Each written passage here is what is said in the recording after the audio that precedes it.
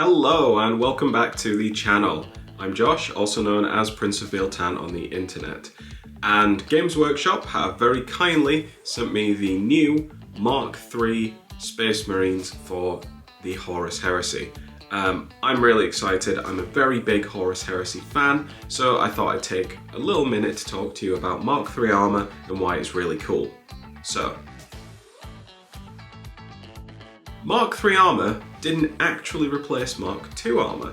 Now, that might seem counterintuitive. You think that, oh, it's a later Mark, it actually means that there was no more Mark II anymore.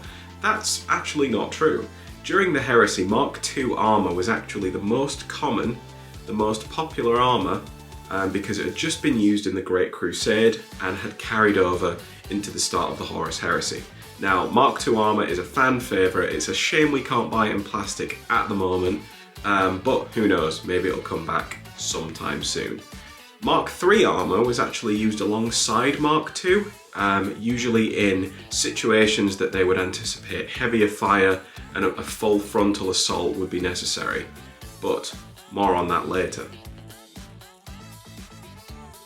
Okay, our next thing, Mark III armor was actually too heavy to fly. Now, lots of us when we think about Space Marines, we think about jump packs, right? Especially if you're a player for like the Blood Angels or a lot of those close combat focused legions. Even if you've played the Space Marine video game, there are some amazing scenes in that game where you get to fly around before you crush some orcs. What is more dangerous than a super-powered 9-foot tall super soldier, one that flies? But Mark III unfortunately could not fly. It was too heavy. We've never had a Mark III miniature with a jump pack. I've never even read about one in the lore either. Now, there are over 50, well, there's around like 54 books in the Horus Heresy series, and not counting the Siege of Terror, which is currently on.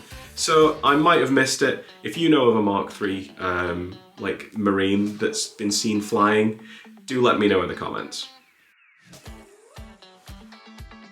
So Mark III armor was actually more common with the Loyalist legions than the traitors.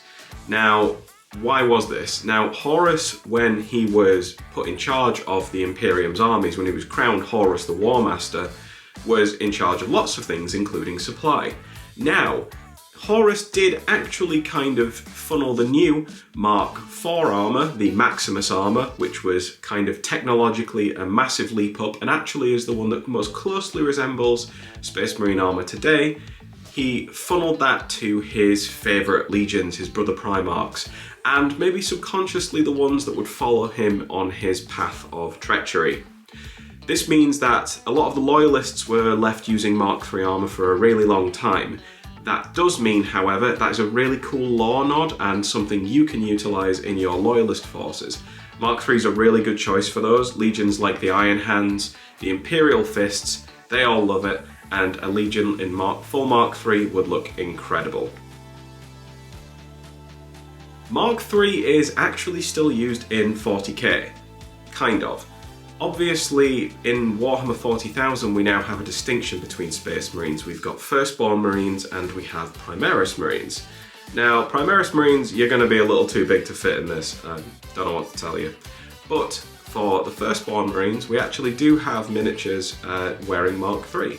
The Space Marine Masters of the Chapter box set, which contains, well, as you can imagine, some chapter masters. One of them is wearing Mark III armor, and that is very, very cool.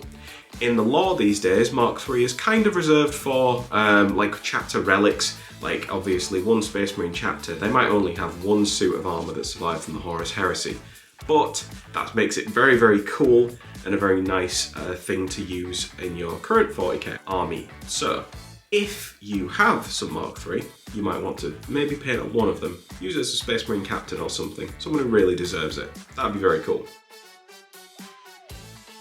And finally, Mark III armor was invented because of the squats. That's truer than you might think. The squats are an old kind of race in OG 40k. They've now been rebranded, re-envisioned as the Leagues of Votann, who you might recognise from Warhammer 40,000. But basically being dwarves in space, the squats were a big fan of fighting in mines, in tunnels, in enclosed spaces. which means they were absolutely hammering the Space Marines at the time. This means that a new armour type needed to be developed, one that was very heavily armoured, especially from the front, and will be good in fighting in confined spaces, and that's where Mark III comes in. Mark III iron armour is heavily reinforced at the front, lighter at the back, and was used to crush the squats, bring them into compliance, or exterminate them. And because of this utilisation, the legions used it for a long time in breaching forces, zone mortalis, and those really nitty-gritty environments. It's a really cool and thematic armour set, and I'm really glad it's back. Okay, so those are some facts about the new Space Marine armour, the Iron Armour Mark III, which has been redone by Games Workshop. I'll say thanks again for sending that across. I hope you've enjoyed a slight look at the new minis. Let me know if you'd like to see some more videos like this. It's always cool to have a chat about the little tidbits that we can theme our armies around. But for now, I'm Josh. Please like and subscribe if you enjoyed the video, and I'll see you in the next one. Bye-bye.